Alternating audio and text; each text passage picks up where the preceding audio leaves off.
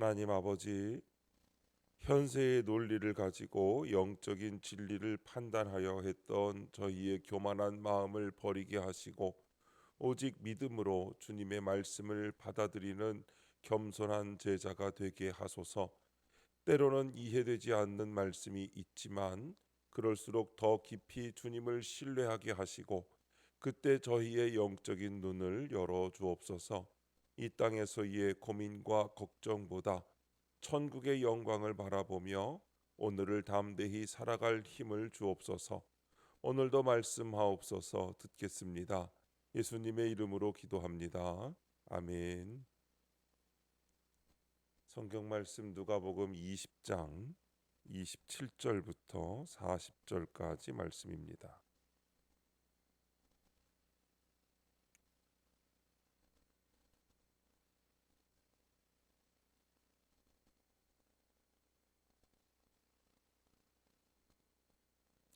우리 다 함께 한 목소리로 하나님의 말씀을 읽겠습니다.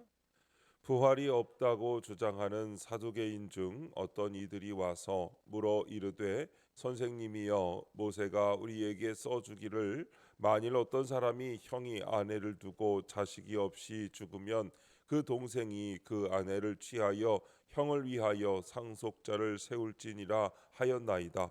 그런데 칠형제가 있었는데 마지가 아내를 취하였다가 자식이 없이 죽고 그 둘째와 셋째가 그를 취하고 일곱이 다 그와 같이 자식이 없이 죽고 그 후에 여자도 죽었나이다. 일곱이 다 그를 아내로 취하였으니 부활 때에 그 중에 누구의 아내가 되리이까? 예수께서 이르시되, 이 세상의 자녀들은 장가도 가고 시집도 가되 저 세상과 및 죽은 자 가운데서 부활함을 얻기에 합당히 여김을 받은 자들은 장가가고 시집가는 일이 없으며 그들은 다시 죽을 수도 없나니 이는 천사와 동등이요 부활의 자녀로서 하나님의 자녀임이라. 죽은 자가 살아난다는 것은 모세도 가시나무 떨기에 관한 글에서 주를 아브라함의 하나님이요 이삭의 하나님이요 야곱의 하나님이시라 칭하였나니, 하나님은 죽은 자의 하나님이 아니요 살아있는 자의 하나님이시라.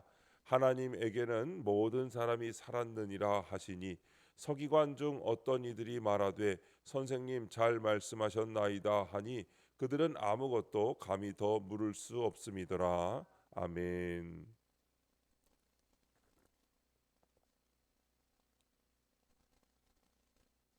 살아있는 자의 하나님이라는 제목으로 말씀의 은혜를 함께 나누겠습니다. 본문 요약입니다. 사두개인들이 예수께 부활에 대해 질문합니다. 예수님은 부활한 자들은 결혼하지 않으며 하나님의 자녀로서 영원히 산다고 답하십니다. 또한 하나님은 살아있는 자의 하나님이시라고 말씀하시며 부활의 확실성을 강조하십니다. 첫 번째, 부활이 없다는 사두개인 27절부터 32절입니다. 사두개인들은 부활을 믿지 않는 자들입니다. 그들은 맏형이 죽으면 그의 아내가 남은 형제들과 결혼해야 하는 율법을 제시하며 부활할 때도 그래야 하는지 예수께 묻습니다. 모세의 율법을 들어 부활의 개념을 조롱하려 한 것입니다. 그러나 이는 부활의 본질을 이해하지 못한 그들의 무지를 보여줍니다. 이 땅의 논리로 부활의 세계를 이해하려 하니 오류에 빠진 것입니다. 욕심이 있으면 영적 진리를 이해할 수 없습니다. 주님을 믿어야 이해할 수 있습니다. 적용 질문입니다. 부활에 대한 나의 믿음은 확고합니까? 이건 말이 안 돼라고 생각하는 말씀은 무엇입니까? 우리도 종종 사두개인들처럼 인간의 제한된 이성으로 하나님의 초월적 진리를 판단하려는 유혹에 빠질 수 있습니다.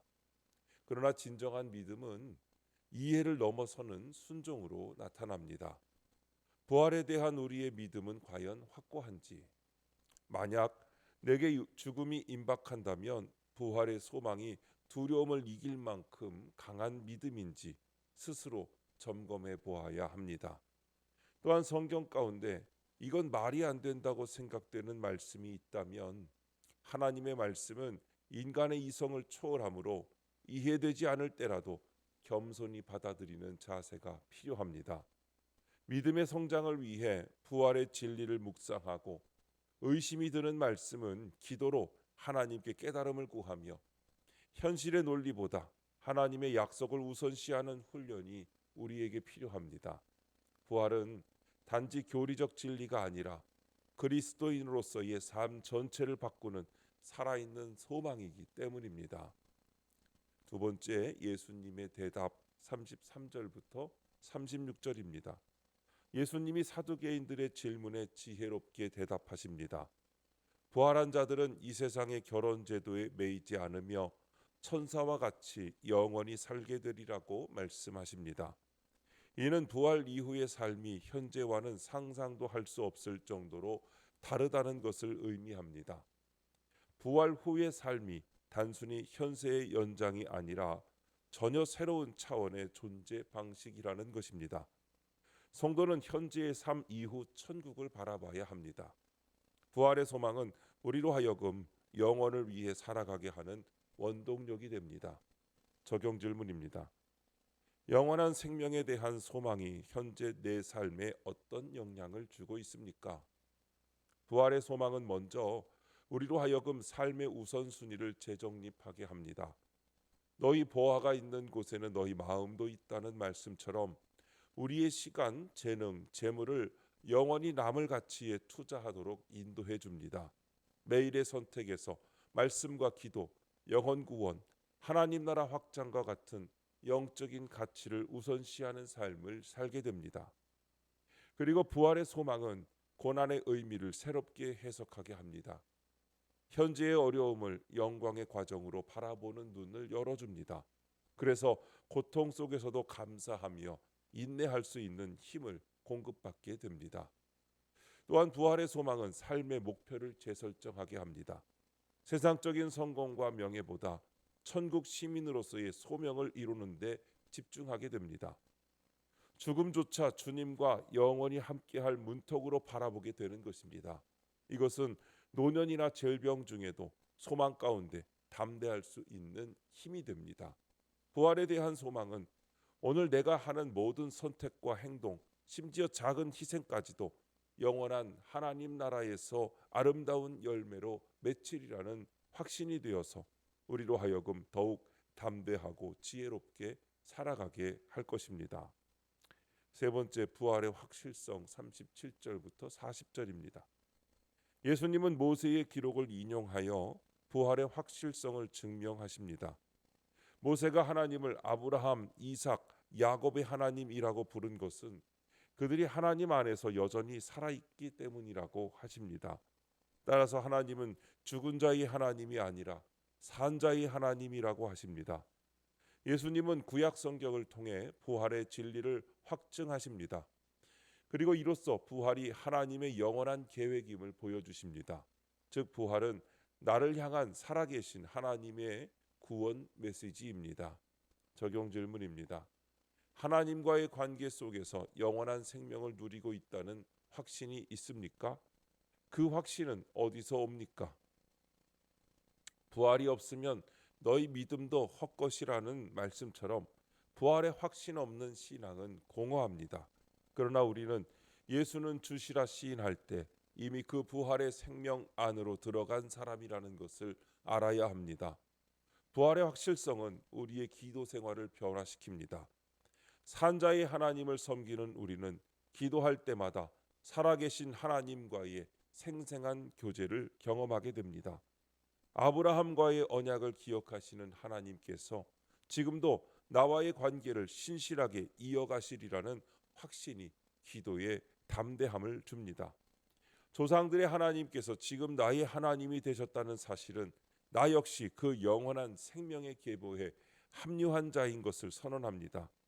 나는 아브라함의 영적 자손으로서 영원한 언약 안에 있습니다라는 정체성 선포가 우리로 하여금 세상의 유혹과 좌절 앞에서도 흔들리지 않는 믿음을 갖게 합니다.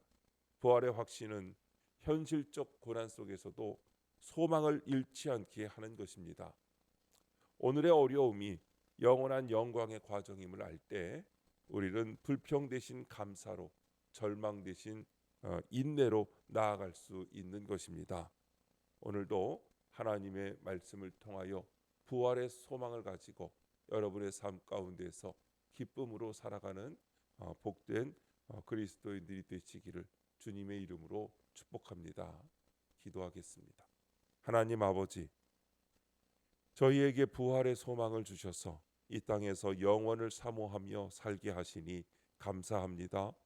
그럼에도 여전히 세상 욕심이 가득해 영적 진리를 이해하지 못하는 저희들을 불쌍히 여겨 주옵소서. 오늘도 죽음을 넘어서는 생명의 능력을 경험하며 부활의 증인으로 살아가게 하옵소서.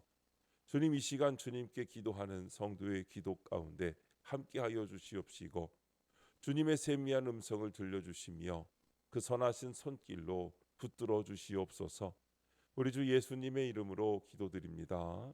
아멘.